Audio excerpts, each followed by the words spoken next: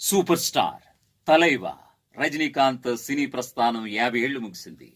1975 August 15న అపూర్వ Raagangal K Balachander direction లో వచ్చినటువంటి ఈ చిత్రం ద్వారా తొలిసారి పరిచయం అయ్యారు రజనీకాంత్.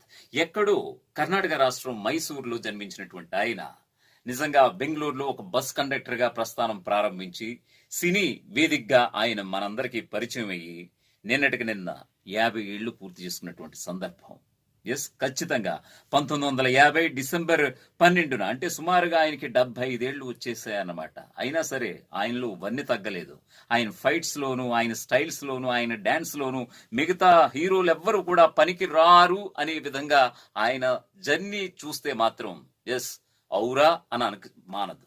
ఎస్, ఇప్పటికీ కూడా ఒక కోలీవుడ్ అనే కాదు, అటు ఉత్తర భారతదేశం నుంచి దక్షిణ భారతదేశమైనా యావత్ పాన్ వరల్డ్ వైడ్ అతని సినిమా రిలీజ్ అవుతుందనంటే గనక టికెట్లు కోత మొదలైనట్టే.